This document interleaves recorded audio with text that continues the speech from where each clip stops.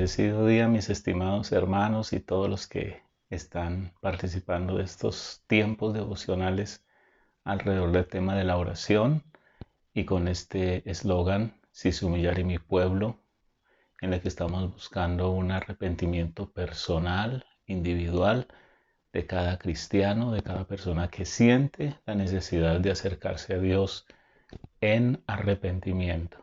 Hoy nos acercamos a un capítulo, tal vez el clásico de todos los capítulos penitenciales, como dije en algún momento, el salmo que desde el primer siglo la iglesia primitiva acogió y aceptó y vivió como el salmo de arrepentimiento, el Salmo 51, que es conocido creo que por casi todas las personas.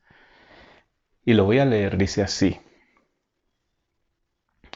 al músico principal, salmo de David, cuando después que se llegó a Betsabé, vino a él Natán el profeta, y el versículo 1 dice así: ten piedad de mí, oh Dios, conforme a tu misericordia, conforme a la multitud de tus piedades, borra mis rebeliones, lávame más y más de mi maldad y límpiame de mi pecado, porque yo reconozco mis rebeliones y mi pecado está siempre delante de mí. Contra ti solo he pecado y he hecho lo malo delante de tus ojos, para que seas reconocido justo en tu palabra y tenido por puro en tu juicio. He aquí en maldad he sido formado y en pecado me concibió mi madre. He aquí tú amas la verdad en lo íntimo y en lo secreto me has hecho comprender sabiduría. Purifícame con hisopo y seré limpio, lávame y seré más blanco que la nieve. Hazme oír gozo y alegría y se recrearán los huesos que has abatido. Esconde tu rostro de mis pecados y borra todas mis maldades. Crea en mí, oh Dios, un corazón limpio y renueva un espíritu recto dentro de mí. No me eches de delante de ti y no quites de mí tu Santo Espíritu. Vuélveme el gozo de tu salvación y espíritu noble me sustente. Entonces enseñaré a los transgresores tus caminos y los pecadores se convertirán a ti. Líbrame de homicidios, oh Dios, Dios de mi salvación, cantará mi lengua tu justicia. Señor, abre mis labios y publicará mi boca tu alabanza. Porque no quieres sacrificios que yo lo daría, no quieres holocausto. Los sacrificios de Dios son el espíritu quebrantado, al corazón contrito y humillado no despreciarás tú, oh Dios. Haz bien con tu benevolencia, Sión, edifica los muros de Jerusalén. Entonces te agradarán los sacrificios de justicia, el holocausto u ofrenda del todo quemada. Entonces ofrecerán becerros sobre tu altar. Bueno, en esta primera parte de este salmo tremendo del reconocimiento de el pecado por parte del salmista, y como dice el título, que es un salmo que entonó David al Señor, y nos habla exactamente, este sí es puntual, y nos dice que es después de esa cadena de eventos pecaminosos, de errores que cometió el salmista, en su acto de tomar sexualmente a una mujer que era casada y que quedó en embarazo. Entonces allí tenemos a David cuando el profeta viene y lo interpela con una parábola en la cual David cae y dice: quien hizo tal cosa es digno de muerte. Y entonces el profeta le dice: es que ese hombre eres tú. Y allí David recuerda en Salmo 32: mientras callé se envejecieron mis huesos, lleva 9 meses aproximadamente, ese es un cálculo personal que hago, 9 meses aproximadamente escondiendo su pecado. Y ahora Dios envía al profeta para decirle: ante los hombres podrás ocultar todo, aunque en realidad él en el Salmo 32 y en los otros salmos nos dice que no, que la gente sabía y comentaba y hasta se habían hecho lejos de él porque sabían que era algo muy grave lo que había hecho el rey.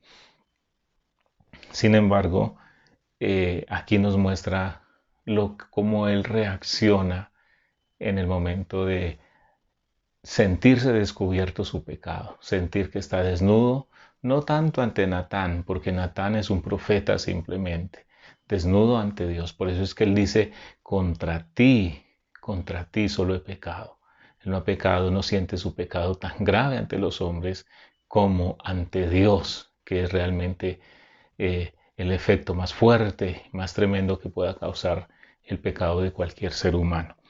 Entonces, en el pecado con Betsabé, recordemos que hay una cadena y la cadena es inmoralidad sexual, tomar una mujer que está casada con otro hombre, traerla a su palacio a escondidas de su marido, acostarse con ella, pecar.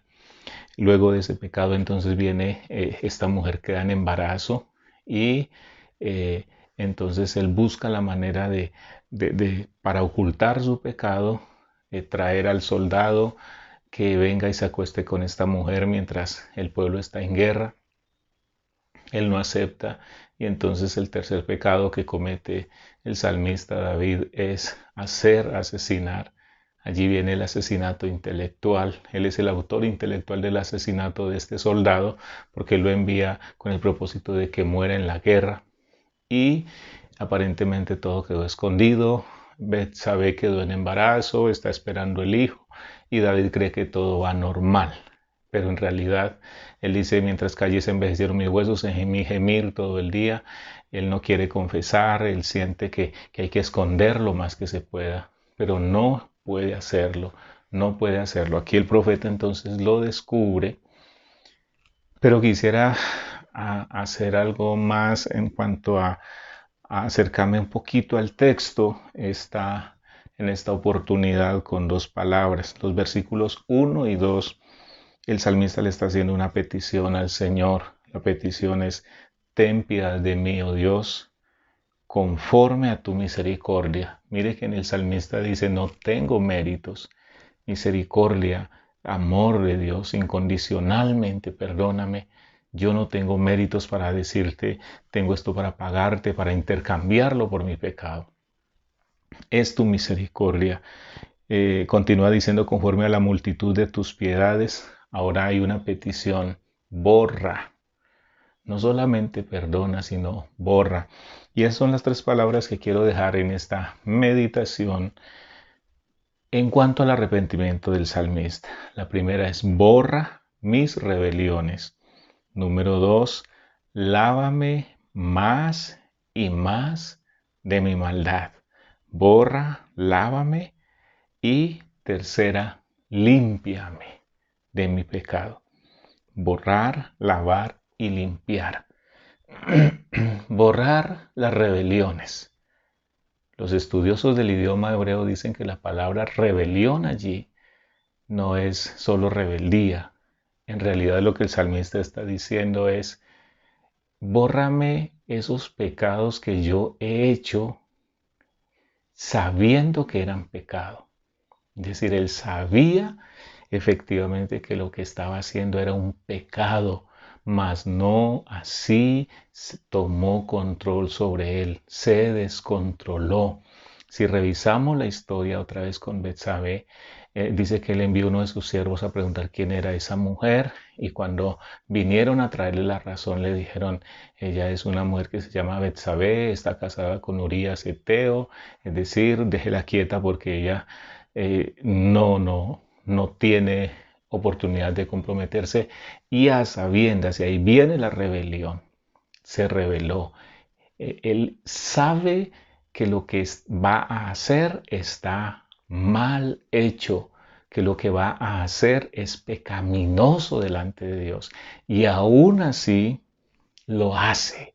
Eso es rebelión, eso es rebeldía, hacer las cosas intencionalmente. Él no puede decir yo soy inocente, yo soy ignorante, yo no sabía, me cogió de sorpresa, no. Él pudo investigar y darse cuenta que estaba entrando a territorios del pecado, mas no así se frenó, al contrario, dio rienda suelta a sus pasiones y ahí cayó en el pecado. Vamos a hablar luego de el borrar y el limpiar porque son términos muy importantes. Por hoy vamos a dejar allí rebelión. Cuando a sabiendas que lo que voy a hacer es pecado y aún así lo hago. El salmista dice, eso se llama rebelión. Si revise su vida y si ha habido rebelión en su corazón, pídale al Señor que borre esa rebelión de su vida. El apóstol Pablo lo expresó de alguna manera un poquito más figurativo y dijo, porque lo que quiero hacer, no lo hago. Y lo que no quiero hacer, eso hago. Entonces tengo una conclusión que ya no lo hago yo, sino que eso lo está haciendo el pecado que mora en mí. Cuidado. Por eso el salmista le dice, borra. No es solamente perdóname, sino bórralo. Que el Señor nos ayude a hacer oraciones que nos permitan pedirle a Dios que borre esas rebeliones en las que hemos incurrido en cualquier momento de nuestra vida. Bendiciones en este día.